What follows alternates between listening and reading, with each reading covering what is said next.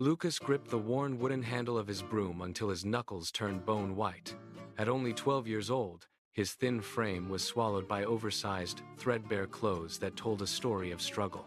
In the echoing gym of the city's most elite sports academy, he was a ghost in the background.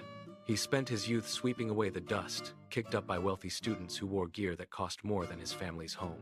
The sound of his broom was a lonely rhythm against the squeak of expensive sneakers, a constant reminder of the invisible wall between him and the world of privilege he served every single day.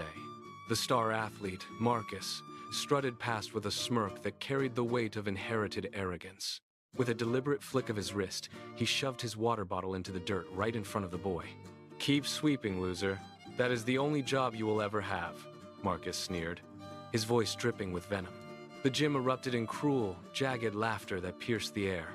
Lucas felt his face burn with a searing heat, a mixture of shame and rising fire. But he did not drop the broom. He simply turned his back, swept the debris into a neat pile, and moved silently to the corner.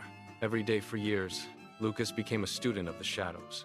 He stood by the heavy oak doors, his eyes tracking every footwork pattern and memorizing every tactical drill. He analyzed the leadership styles of the instructors, learning what made men follow and what made them fail. When the gym finally emptied and the lights dimmed, Lucas stayed behind. He practiced the movements he had observed until his muscles ached and his breath came in ragged gasps. He was not just sweeping floors anymore. He was building an empire in his mind, one stroke of the broom at a time. A decade passed in the blink of an eye. 10 years later, Marcus walked back into that same academy lobby, but the world had turned upside down. His clothes were rumpled, his face was haggard, and he clutched a crumpled resume like a lifeline. Having gambled away his family's vast wealth, he was now desperate for even a low-level trainer position.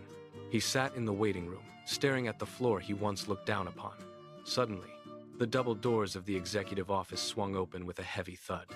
A man, in a sharp, charcoal gray suit, stepped out, flanked by senior coaches who bowed as he passed. The air in the lobby turned freezing as Marcus looked up. The man stopped. It was Lucas. The silence was absolute, heavy with the ghosts of their shared past. Marcus stood up, his knees shaking and his eyes locked on the floor in shame. Lucas walked toward him, his steady gaze fixed on the man who had once called him a loser. He stopped just inches away. Lucas raised his hand, not to strike, but to rest it firmly on Marcus's shoulder. "Never look down on someone because of where they start," Lucas said, his voice calm and clear.